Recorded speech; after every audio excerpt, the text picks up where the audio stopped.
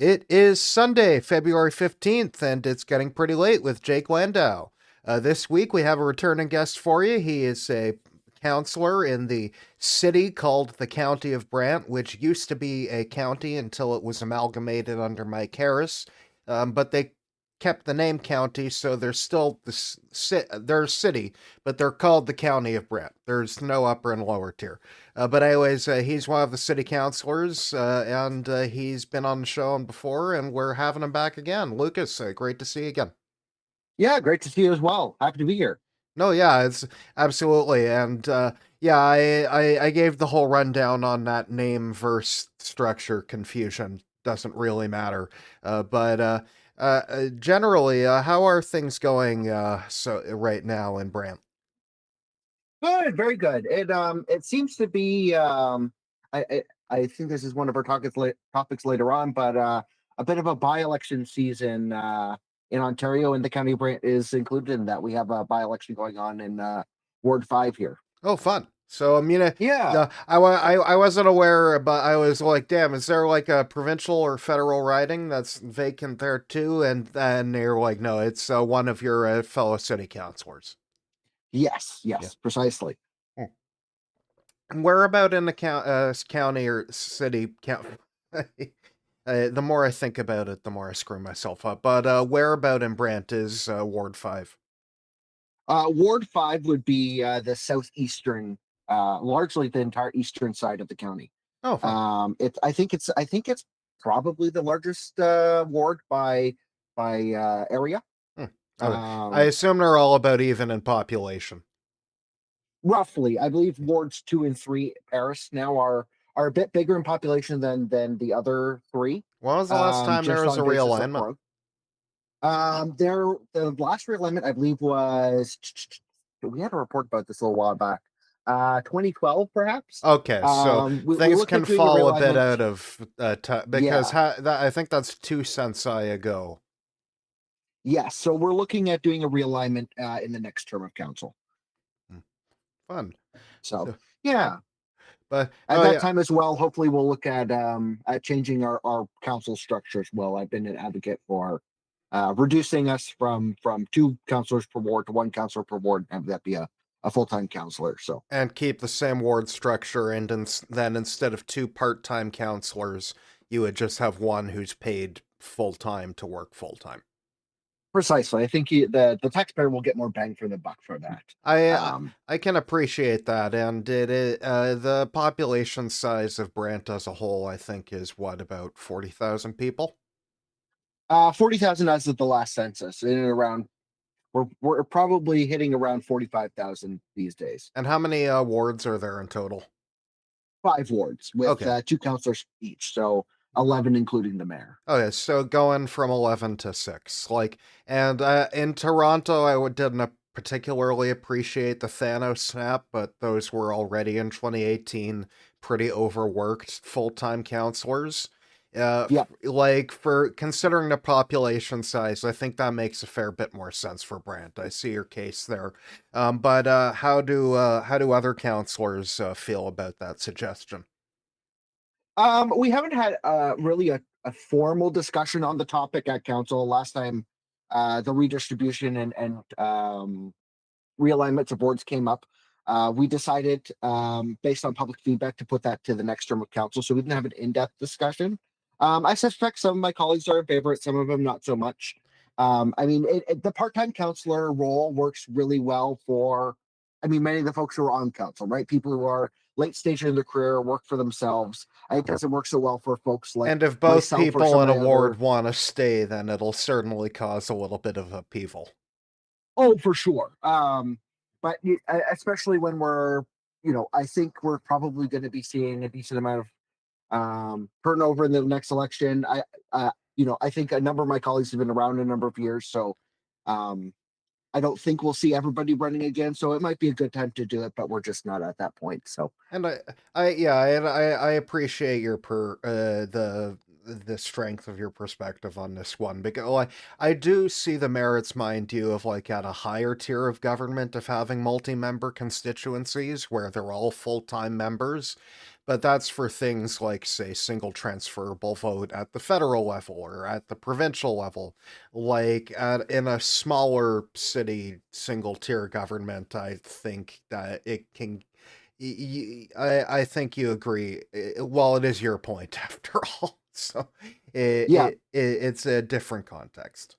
yeah. Like, don't get me wrong. There's benefits to having this as well. Like, for me being a freshman counselor, as it were, for me to come on and have my colleague, Councillor House, who's been on for 4 years and sort of can help out in the first couple of months to the first year with having familiarity with the ward and all that. I mean, it's a great mentorship opportunity.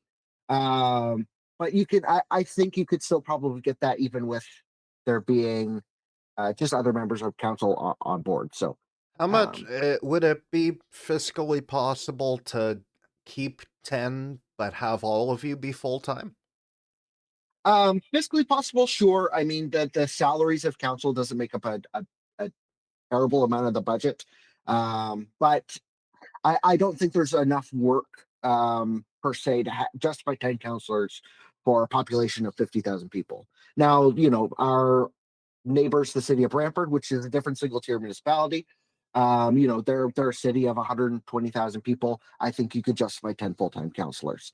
But here in the county, I don't think it's quite justified to have full 10 counselors at full time. That's valid. I mean, depending on how much of the budget size, I would be fine with it if you, I mean, although there's an argument to be made that if there are enough distinct communities in each of the five wards, you could then just break them up into 10 wards.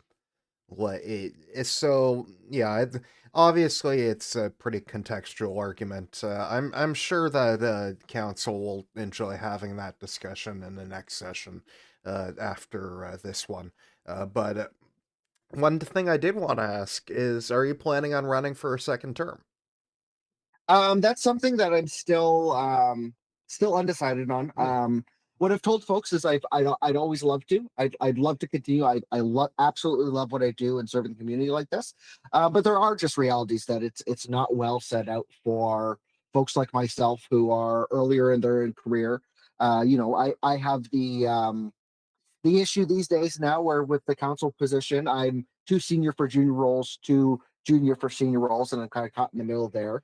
But it's hard to, the council position requires me to have daytime meetings, morning meetings, evening meetings, weekends.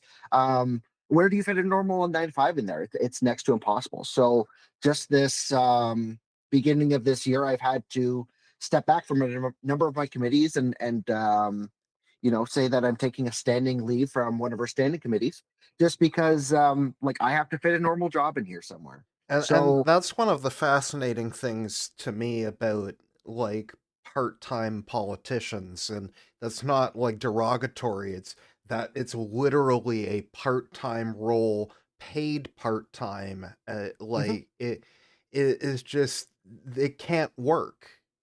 yeah. And like How do you again, have a I would politician who also then has to like go work at Canadian Tire the other half of the day? well and I talked about this in an article I wrote for the local paper recently, but like at one point over the course of this term of council, and I won't go into details just because I don't think the details of it are important. But I got let go from a job because of a position I took on council, right? So like you're vulnerable from that perspective as well. And I And appreciate that you took the position as you were responsible to your voters without care for getting fired from that job. But nonetheless, like that kind of elucidates very clearly the point is that like you can't have that kind of financial sword hanging over someone's head every time they're making a vote. It creates massive conflicts. oh, absolutely, to have this sort of Damocles hanging over your head, because yeah, I work a normal job and you know in Ontario in particular, political action, political speech is not a protected right. So, an employer can let you go for a decision you make around the council table. But yeah, like if I got my way, I would love to run again. I absolutely love it. I love serving the community. Just like yeah, like one of the things that I was able to do on council here is help get funding towards the local women's shelter. And I've talked to folks who are like legitimately the funding and outreach workers that this money went towards help save lives. It's just a relatively small scale thing that I've been able to contribute to, and it's made a real difference. But I also won't continue to do the role if I can't do it justice.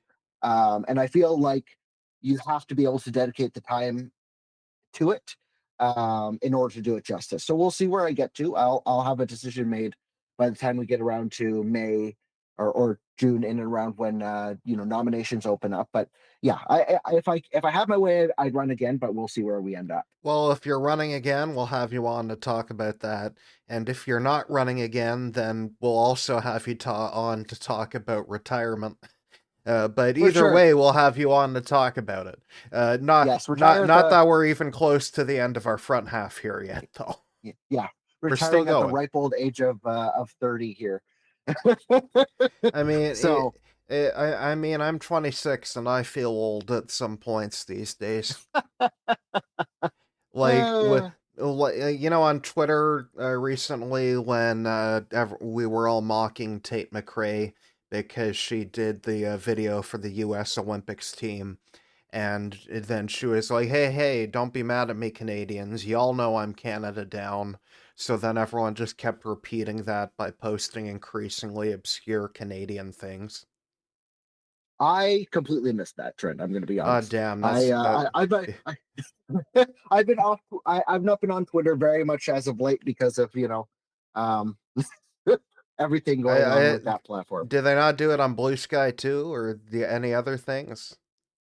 Oh, perhaps I've Yeah. just been on. I've largely just been on Facebook because that's where most of my constituents Uh, are.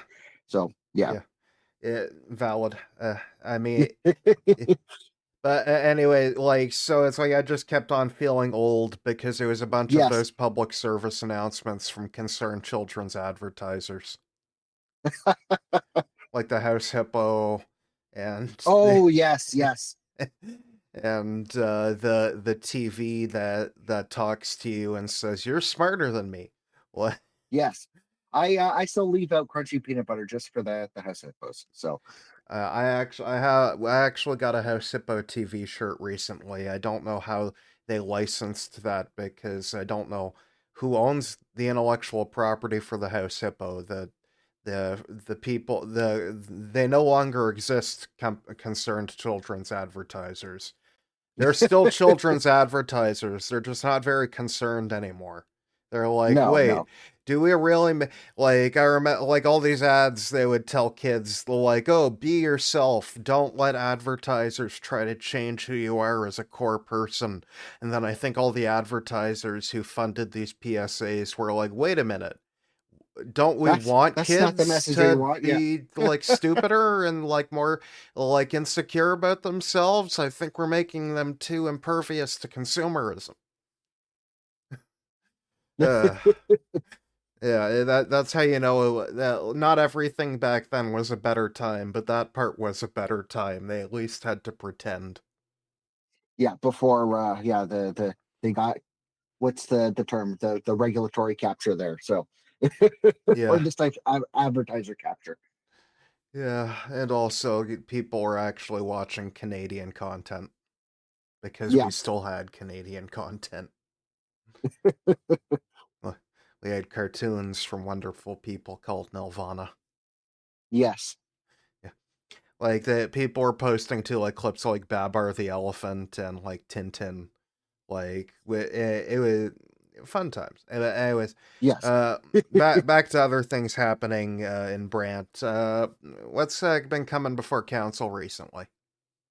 So just this week we had a sort of a major project, or this coming week I have a major project that's happening in my ward, the North of the Master Plan. So it's about 300 acres. Part of it's a former gravel pit that's been and landfill that's been rehabilitated. Other parts of it are lands owned by the GRCA, and we're looking to transform it into a large nature park. And there's been some really interesting discussion around it. So the idea was kind of brought forward initially by a group called the Brant Cycling Club. interested in turning all 300 acres into a single track mountain bike Mm. park. Since then, more stakeholders have gotten interested. We have 10 stakeholders, and then both of our local First Nations, Six Nations, and Mississaugas of the Credit have had representatives at the stakeholder meetings, and so the master plan's coming forward this coming Tuesday. And it's sort of an interesting discussion because there's been a petition going around from the folks from the Brant Cycling Club because it's changed a lot from the original, what they proposed, which was 300 acres, single track mountain bike trail. That's not what it is at this point, right? It's a more multi-use nature park. There is going to be dedicated mountain bike trails as part of it. In particular, one of the first parts of the project is going to be, I believe it's 7 acres of like a dedicated hardcore mountain bike park area, with the big dunes and all that good stuff. But it's changed. So they're I would say a little displeased because it's no longer what they wanted. All 300 acres of dozens of kilometers of dedicated tracks. But I think it's a good example of there's an expression I'll butcher or paraphrase here of when you've reached compromise when everyone leaves the room a little unhappy. That's kind of where we're at right now, which is That's a the liberal catchphrase. is it Yeah, okay? yeah. That's like uh, the NDP and the Conservatives are both equally mad at us, so we did something right. And I'm like, or everyone just doesn't like you. well, I okay. Yeah, I I know. mean, I do perhaps. appreciate the value though of compromise here in this plan, Yeah, and how, like, yes, if you are a mountain biking maximalist, then you may have wanted it to all be for mountain biking. But like, a multi-purpose nature park allows multi-purpose enjoyment of nature. exactly. And like it's a very so it talks with the GRCA. Like this is some of the most environmentally sensitive area. It's very environmentally sensitive. So the local environmentalist groups would prefer no one go there, right? So it's kind of balancing that and making sure that we're still being good stewards of the land while still allowing people to enjoy it. And one of the other sort of critiques and what some of the folks involved want to do is have it be, I believe it's community led initiative is the buzzwords they're using.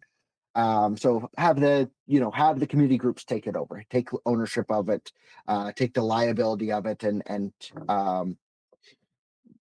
create the park, through a volunteer initiative. But my thoughts and feelings on that is I think it's important given how environmentally sensitive the area is, that it stays like fully under the municipality's control and our Yeah. very talented forestry staff, working with First Nations and environmental groups to make sure that we're being good stewards of the land while allowing people to still enjoy it. So There anyone who's seen like dedicated city parks and forestry departments will understand the merit of having like trained forestry professionals versus like a volunteer group, as well intentioned as a volunteer group may be.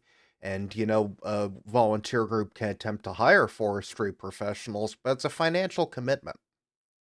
oh, absolutely. And I think even like over my term of council, we've gone from having I think in my very first budget in 2022, we added like a forestry or an arborist part time as a contract position. And since then, now we have like a forestry department, and just the quality of work over that time, like no shade at all to our operations team. They're excellent what they do, but taking care of our flora is not their strong suit. Right. So there's There are some gaps that happen. generalist tasks and there are specialist tasks.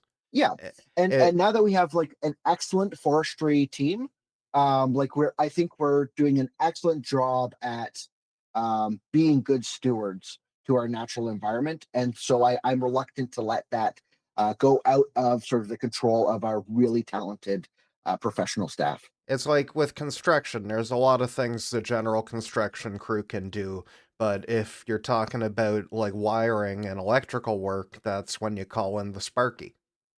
Yeah, exactly, Yeah. exactly.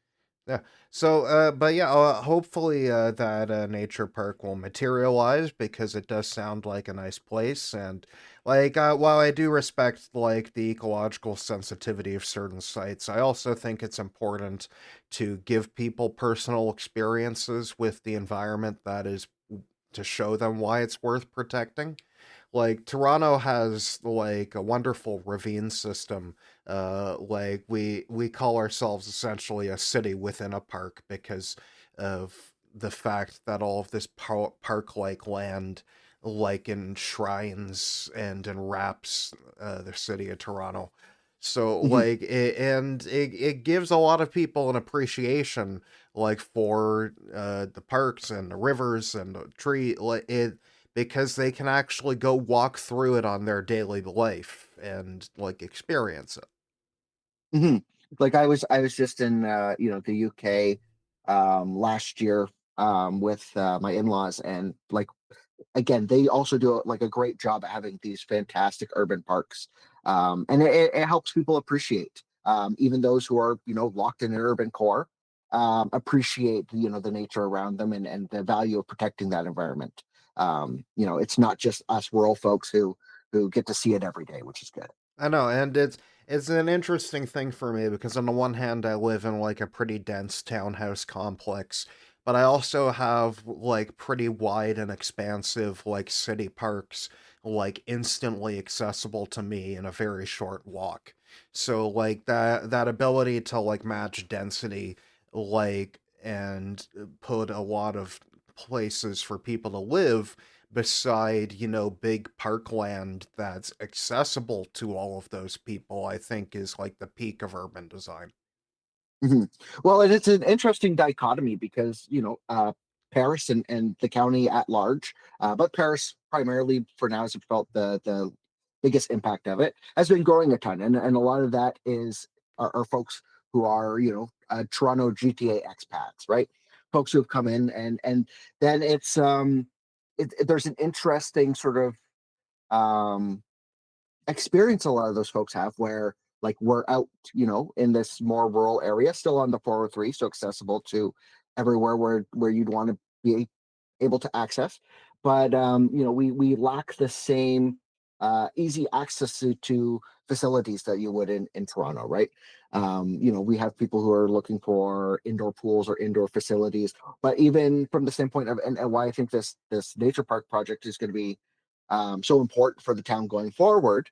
We have lots of trails, but we also have folks who are like, expected there to be more in our parks, and more trails, and more heavily featured parks and Oh trails. yeah, it's Um, like our parks will have like tennis court. We part of our parks and forestry department is like five municipally owned golf courses, and mhm, I have one of those near me, and I love them because like the prices are notably lower and actually make the sport accessible to the popular masses rather than to the rich assholes who buy a course own and then make it like a privately owned course that takes up massive swaths of land that only 50 people can use. Like there's one you can go to like it's a par 3 but it's $20 and they even have rental clubs if you don't have your own. And like yeah. I see people who go there essentially to learn to golf. I've seen people go there on dates like young people my age. So like they have an expansive view of what a parks department should provide, and then they actually provide the funding to do it. Yeah. Well, and what's interesting too is, like the County of Brant has a very competitive property tax rate compared to our peers in and around us. We're 20 to 30% lower than City of Brantford, Woodstock, Haldimand, Norfolk. We're priced comparable to North Dumfries and Blandheim. But for all the folks coming out of the GTA and Toronto, our property tax rate is more expensive, just due to the lack of density. Yeah. Our tax dollars doesn't go as far, but that can be a challenging thing for new residents to experience, where you know effectively they're paying more for less services. And that's a And cost of low density that a lot of it people don't exactly, like, exactly. because there's essentially a triangle. There's density, budget, and then and Services. services. Yeah, Yeah, and you can have good services and a low budget if you have high no, not budget, taxes. You can have yeah. low taxes and good services, but only if you have high density.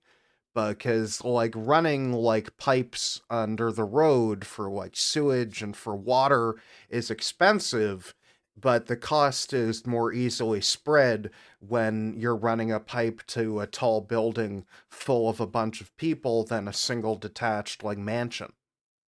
Well, and even from the standpoint of like in the county of Brant, we have which is what Paris, St. George, and Burford are three main urban areas as per official plan.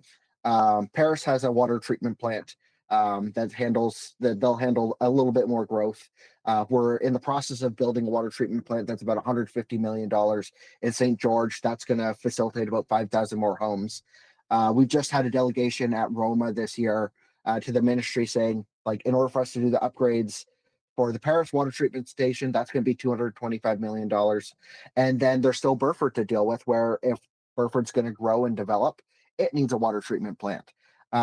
It's way less efficient for us to be building three different water treatment plants for the capacity we're getting out of it when we're building it in three different places. It would make more, it's far more efficient for something like the city of Brantford to build a water treatment plant, and they can just they're one urban center. It's a lot easier to build that infrastructure and then expand that infrastructure later on.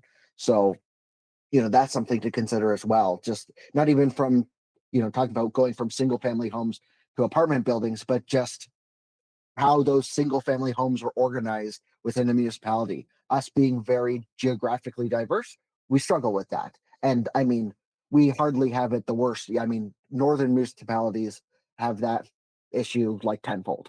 And So, that ultimately does become a factor of single family homes, though, because if everyone lives in a single family home, population can't really concentrate very easily.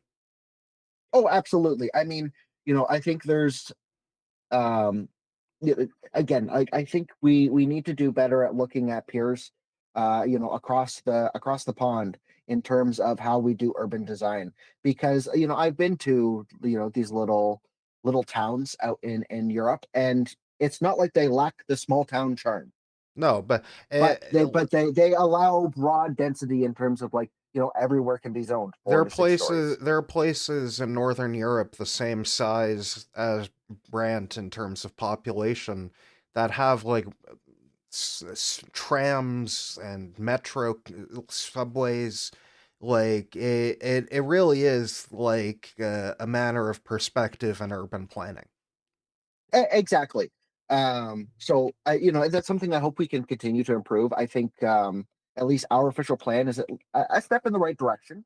It's just a matter of um, it can be challenging, us doing the official plan and having that planning process and it being very theoretical, to then when it comes in front of council and in front of the public as an actual development. Um, Trying to realign those expectations can be challenging. Hmm. Alrighty. Well, thank you for giving us the update on things happening in the city of the County of Brant. For it'll be interesting to see where things go with things like that nature park in your ward, and also with the by-election, and also with whether you'll be running for re-election in the general Ontario municipal stuff this fall. So we'll be checking back in with you on that in the months to come, I'm sure. But also, folks, don't go anywhere because we're not done.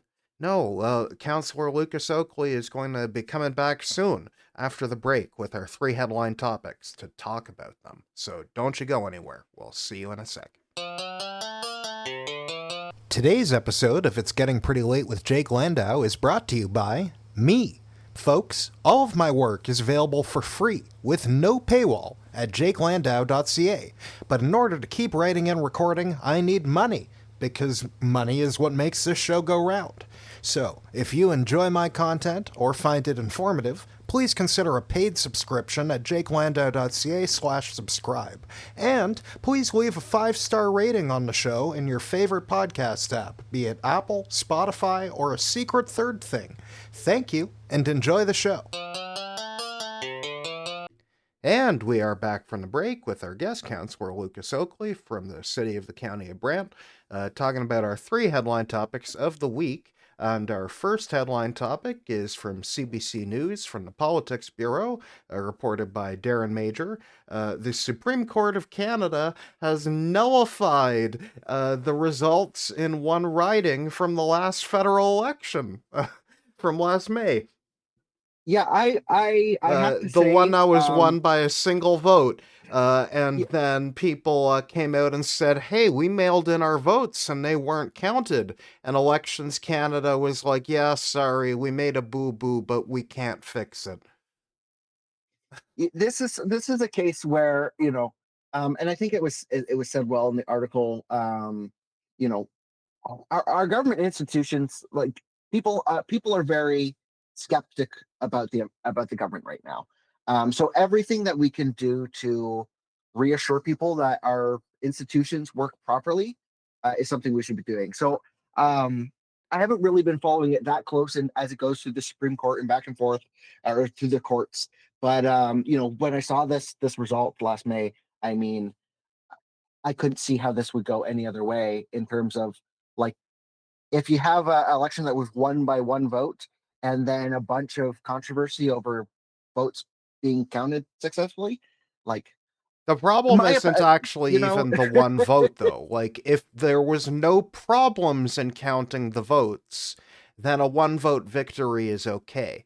The problem sure. is that there were significant problems in counting the votes, because for these mail-in ballots where Canada Post pre-labels it with the return address, the employee said he estimated a minimum of 40 went out with the wrong postal code, and that he apparently noticed there was a problem but decided not to tell anyone.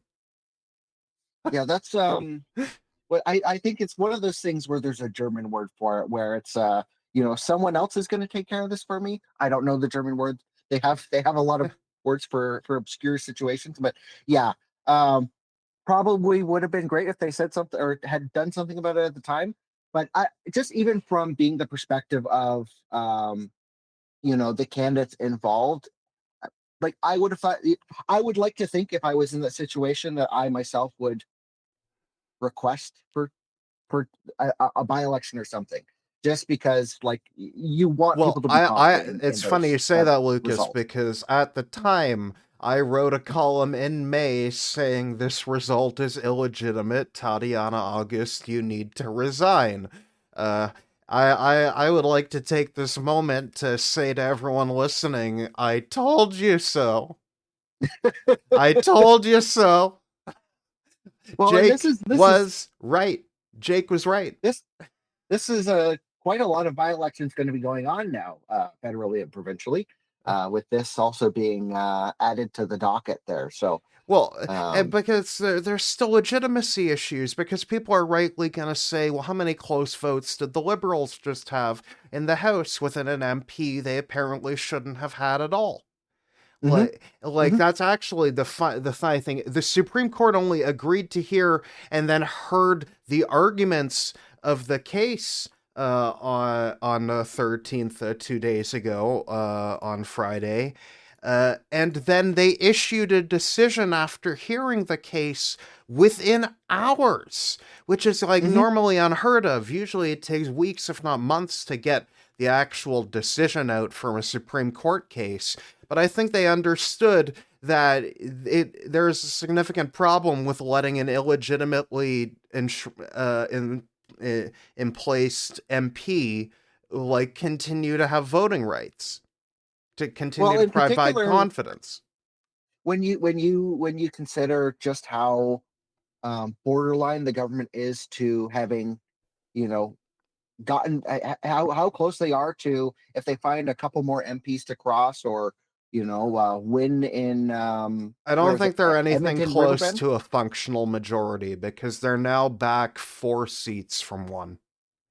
Well, So it's like precise, like, like but even if that's where they these imagine if they individual had seats really gotten start to matter, right? themselves like +1 and then they immediately, went and tried to change committee appointments and then this riding was declared void like a month later than it is in our timeline, like, and they had to undo that. Like, you see, it's not functional.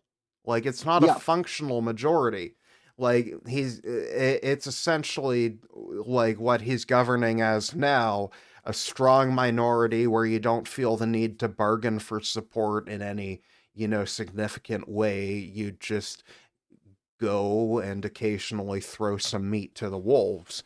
But like, this also, I think we need to be clear, this is not the first time this has happened.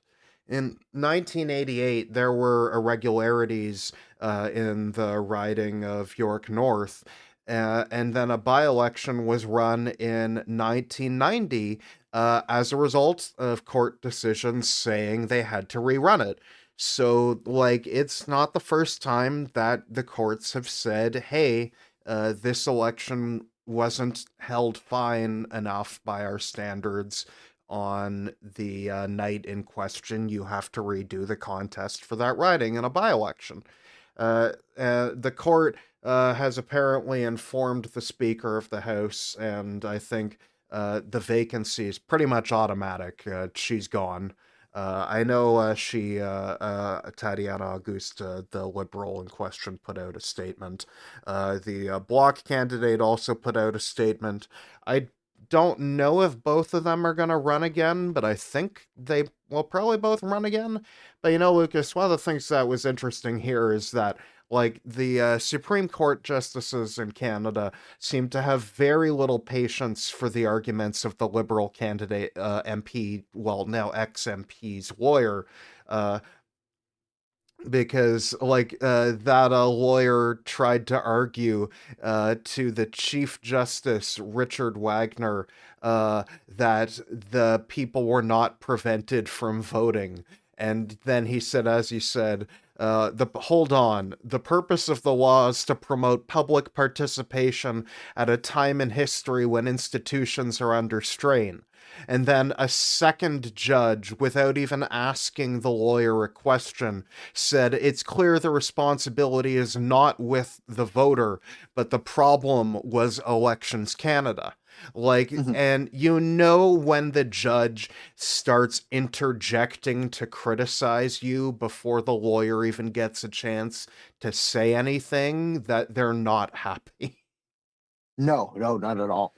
Uh, Um, it, it, it's certainly going to be an interesting by-election to watch for sure, though, because I mean, I think that the current projections have it like a very strong or not a very very comfortable not block lead. strong, but it's leaning block because Yeah. like there isn't the rally around the flag effect that there was. Like, there were a lot of block voters who felt like they needed to vote liberal because of Trump, like that. And this is the dynamic that isn't appreciated as much outside Ontario, where that's mainly people voting NDP who voted liberal this time. Mhm. But it also happened to an extent with the Bloc, and I do think the Bloc will for one, they're polling better, but for two, I think like they're going to be able to run a pretty good campaign now, in that they're going to be like, I don't know if it's a good idea for the person to run a second time, the MP who just got taken out. I mean, I don't know it's necessarily her fault, but like, it's fair for people to say you should have called a by-election earlier. You shouldn't have just held on for the sake of the liberals' confidence. Yeah. I mean, I will say from this standpoint, I did say earlier, I'd like to think that I would step down, things like that. But at the same time, I can appreciate where former MP August is coming from. Um, you know, he ran her campaign to the letter, to the rules. And again, it was outside of her hands, right? True, but But her lawyer also just argued to the Supreme Court that voters who were prevented from voting were not prevented from voting. Please don't remove my candidate from office. Because I'm well, I think calling that her a was candidate again because I don't consider her to have legitimately won. They've voided the result.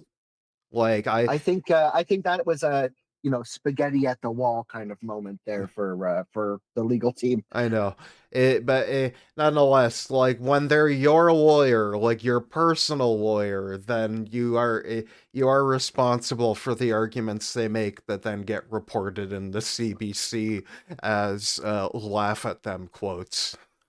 Yeah, fair enough, fair enough. Like, like, but like also the Bloc candidate, mind you, was the former Bloc MP for the riding, so I'm sure Yeah, she'll run again. But like, yes. uh, but yeah, this will be a fun one to watch, as you say. Oh, for sure. Moving on to our second headline topic of the week from Sean Perville at Global News in the National Bureau. WestJet won't fly to 10 U.S. cities this summer amid notable travel decline. Yes, WestJet, Air Canada, and Air Transat have all cut flights to the United States. However, let's be clear, they're not cuts to their flights, cuts to flights to the United States. They will still Mhm. have those planes and employ those pilots. They will simply fly to other better places than the United States. It's actually remarkable what routes they're cutting, because they're even cutting like pretty busy routes. Not just they're WestJet is cutting Toronto to Los Angeles, which is Mhm. usually would be a pretty busy tourism destination route. Like they're also cutting Edmonton to Seattle, Vancouver to San Francisco, Vancouver to San Diego, like Kelowna to Seattle, like, and those seem like pretty important routes for, especially for WestJet, like on the West Coast.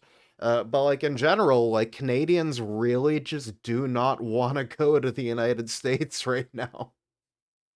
It's interesting because I find there's a lot of movements for boycotting this, that, or the other thing, and they tend not to really hit the mainstream. And I'll admit, like I was skeptic last year that the boycott of travel to the U.S. would really stick around to the extent that it has. But it really is sticking Well, around. according Like to these results from Statistics Canada data, according to this global news piece, from November 2024 to November 2025, so about a year after Trump won, although they don't get sworn in the US for a month or two. Uh, but the Canadian resident return trips to the U.S., which are recorded because they're coming through customs through entry, they fell by 23.6%. mhm, So that's like nearly it's a quarter drop in Canadian residents returning through the U.S. Yeah, and like I've seen as well, like down in Las Vegas, there's several casinos that just recently announced that they're taking Canadian dollar R Which is how just you to know try to it's get. really bad. Oh yeah, and like Disney World has discounts just for Canadian citizens. Like they're really feeling it as much as they're trying to play coy and say that they're not And I and they think don't the need thing us. they don't seem to understand is at this point, it isn't even just about feelings being hurt over the annexation talk. Like, it's that genuinely people do not feel safe on the streets in the United States. Hmm. Like, Like it's if you're not being dragged away by the government Gestapo to a random concentration camp, then you're at risk of a random mass shooting because they're handing out Glocks like candy on Halloween. well, yeah, it's certainly something that's been a topic of conversation, like even in my own household, where like one of the like my wife's business requires us to travel to the states occasionally, and we're not at a stage in our lives or career where we can just um, not go and take income where it comes from for her business. But we're having like serious conversations on like whether or not it's appropriate or safe to go down, right? Oh yeah, it's And like trying to find ways to avoid it. But well, I I understand people who are put in a really bad position where they kind of have to go down, even despite the danger. I, however, am considered a political dissident at this point in regards to the United States, so it would just be a bad idea for me to even try and enter.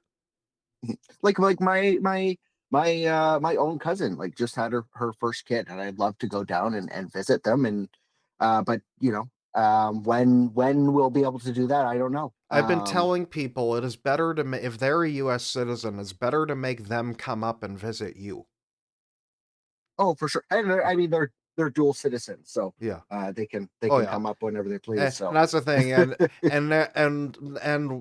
people are like, well, I can afford to go down to them, but they can't afford to come up to me, and I'm like, well, if you can afford to go down to them, you can afford to bring them up to you.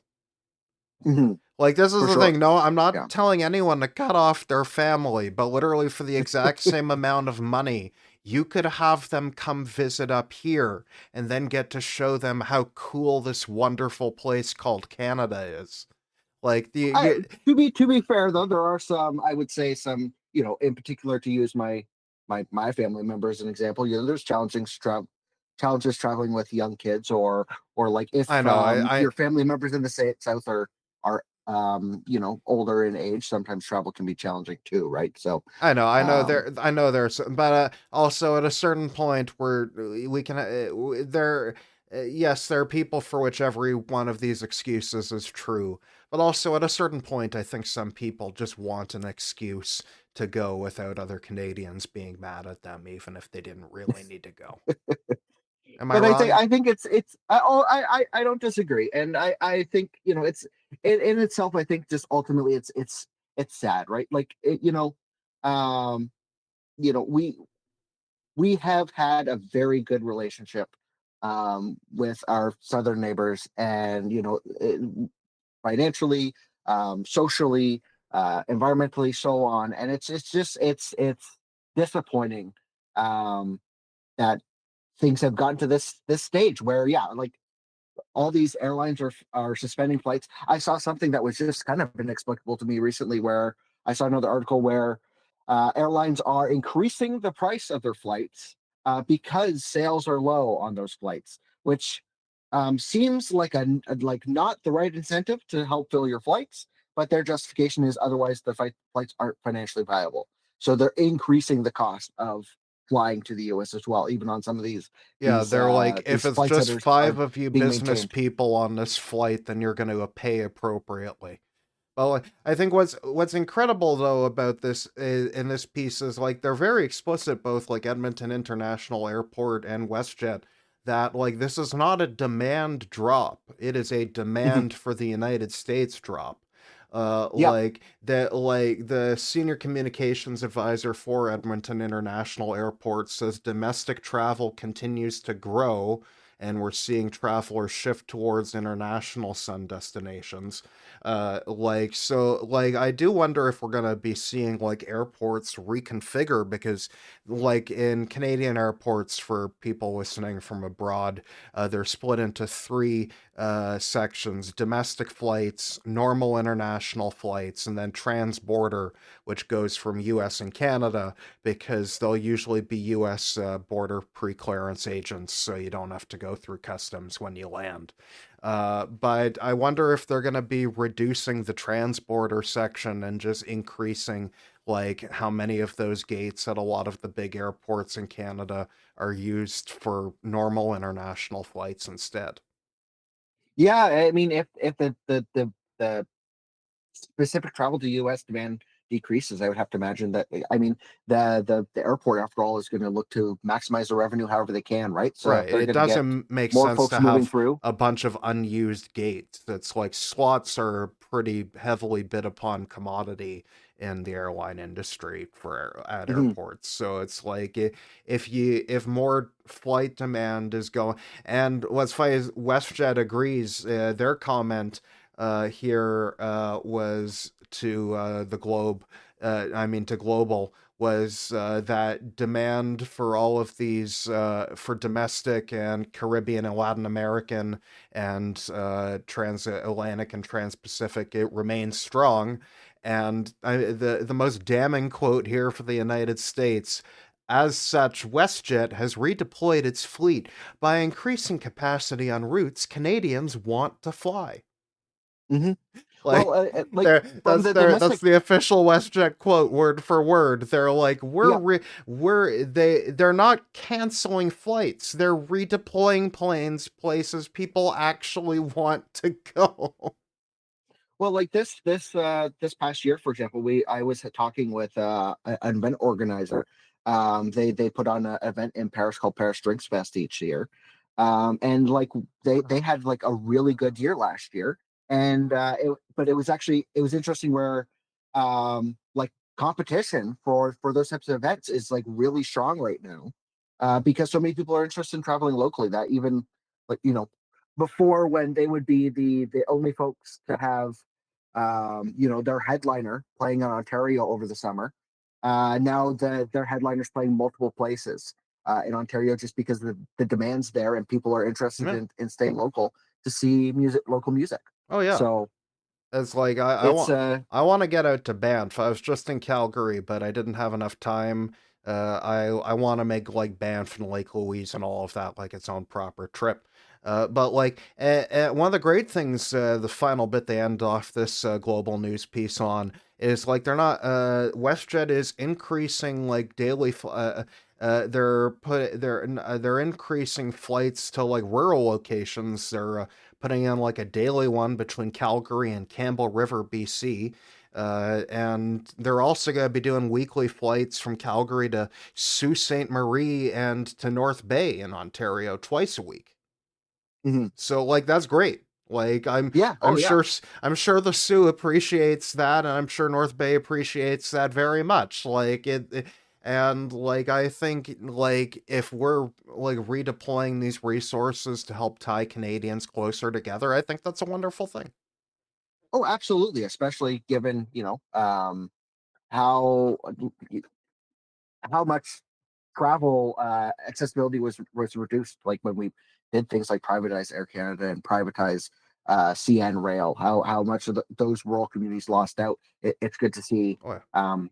that they're getting more access to travel. I just think it's funny to end on the note that WestJet doesn't see enough demand in Toronto to Los Angeles, but they think it's more than viable to run Calgary to Sault Ste. Marie. No insult. Actually quite the opposite of an insult. The Sioux has proven themselves as a more in-demand destination for Canadians than Los Angeles. Yeah. Oh yeah. I They're the think you're right. place Like to be. no insult meant, but I mean, you look at the disparity in populations, and that should tell Well, you that's something. what makes it impressive. They're cool people. I Mhm. gotta go to the we both gotta go to the zoo soon. Alrighty. Exactly. Moving on to our final headline topic of the day from the Montreal Gazette. Our local story is, of course, from Montreal. It would be weird if the local story from the Montreal Gazette was from somewhere other than Montreal. Laval could happen, but no, it's in Yeah. Montreal. ICE protest outside Garda World's Montreal headquarters leads to arrest.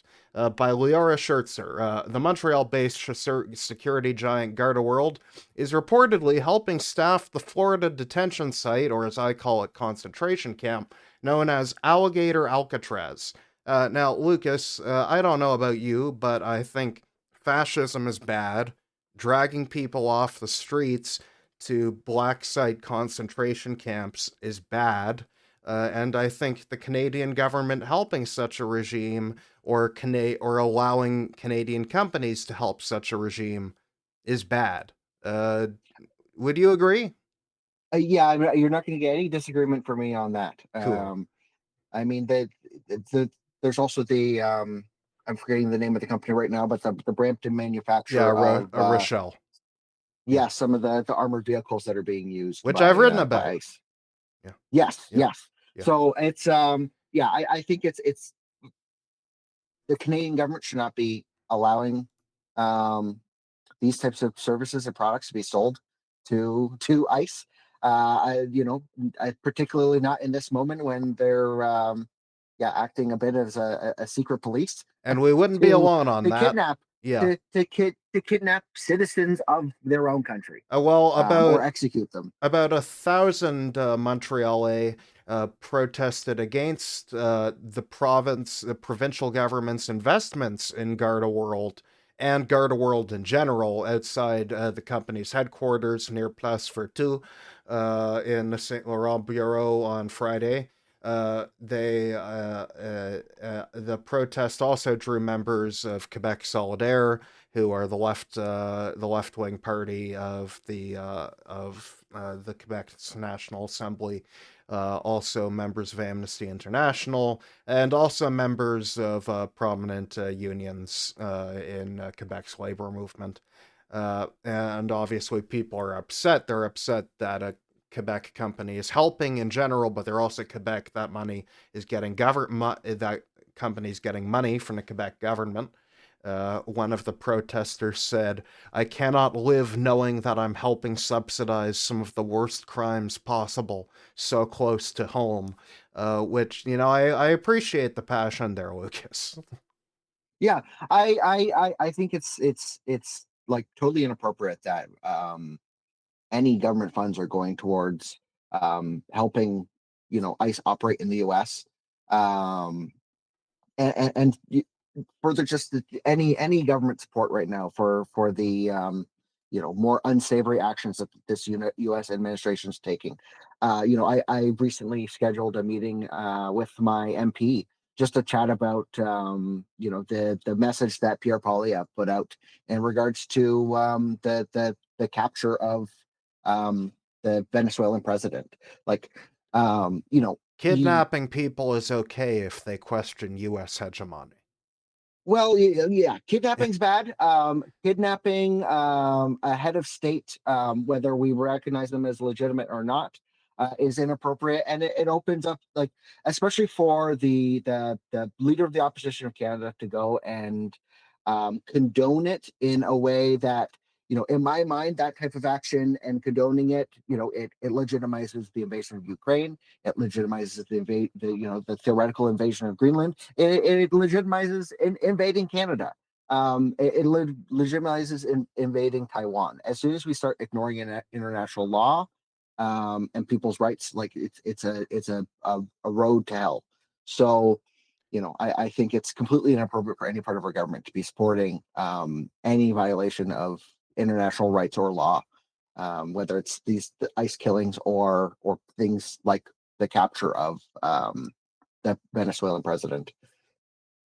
Oh yeah, and I mean, in this protest in particular, as the thousand or Montrealais marched on the Garda World offices, they were blockaded away by Garda World security staff working in concert with riot police. The riot police were armored with riot shields and helmets, and charged the crowd several times. A handful of protesters apparently threw snowballs at the officers. Police responded with pepper spray. There was tear gas. And the one protester who got arrested apparently threw ice, wink wink, at towards an officer. Which, yeah, admittedly probably will get you arrested. Well, and that's the thing. It's like, you don't be the person at the protest escalating things. Like, peaceful protest is protected in this country and should be.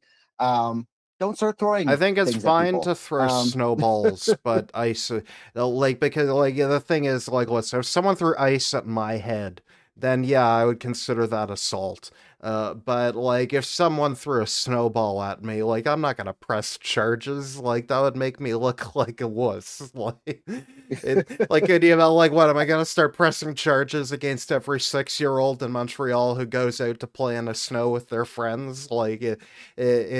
It's like on the same level of like throwing a pie in a politician's face. Is it a crime? Yes. Is it funny? Yes. Yeah, I think it's I do think though probably I would say probably not. Don't even throw the snowballs at a protest. Just you know don't escalate I know, to but my that question degree, right? is it not escalation for the police to immediately be there ready with riot gear to charge at the protesters and make sure the protest can't be disruptive enough? Yeah, fair enough. Fair enough. Yeah. Like it's like the standard seems to be mainly held in a single direction. They're like the a single person like maybe throwing a ice or a snowball doesn't justify blocking off the ability to protest the headquarters of people complicit in what we think is a concentration camp. Yeah. Or throwing tear gas into the crowd. Yeah, So it like SPVM, like the Montreal police, they did not have to do that. They chose to do that. They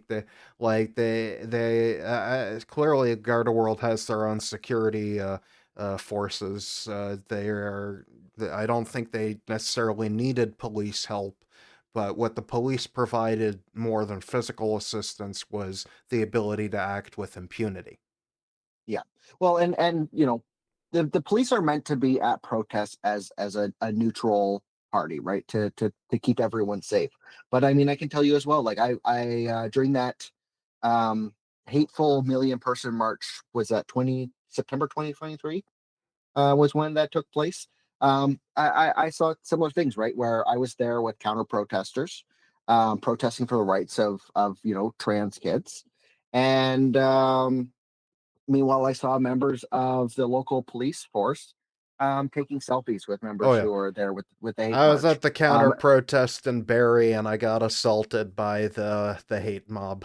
They Yeah, threw me to the ground and ripped up my sign. My shoulder hurt and for weeks. I had to step in at one point because the one of the police officers was getting was starting to be threatening towards one of the counter protesters, and obviously they kind of dropped things when I mentioned my own role, but that there shouldn't have to be an elected representative Right. present to prevent Well, it's funny you mentioned that violence. because this article from the Gazette includes that one of the people protesting was member of Quebec's National Assembly, Alejandra Zaga Mendez of Quebec Solidaire, who is like, our public money does not need to go to this company, and says she has put a motion forward in the National Assembly for the Quebec government to Hmm. stop giving public money to companies connected with ICE, including Garda World, and that I think she is doing what she is supposed to as a politician. She's working in the legislature, but she's also going out with the community to provide the And showing protection up. that her presence does, the same way you Hmm. just described doing yourself. So, I largely support these protesters. I think the cops do not come off well. Mind you, this the Gazette is owned by Post Media, so it's bad when the front page cover is a cop spraying pepper spray right in someone's face. Yeah, it's a certainly a very provocative front head or front page image. Yeah, but yeah, we'll be keeping an eye on that one. All right, Lucas, thank you so much for coming back on the show to talk about our headline topics and also your work as a councillor in the County of Brant. That is a city. Hopefully, we'll have you back on again soon in a couple months and we'll catch up a bit more. Yeah, thank you for having me on again. No worries. It has been a pleasure. Everybody, Councillor Lukas Oakley from the city called the County of Brant. That'll do it for this week's episode, folks. Come back next week for another great episode, and we will see you then. Have a good night. This is the end of the show. Bye.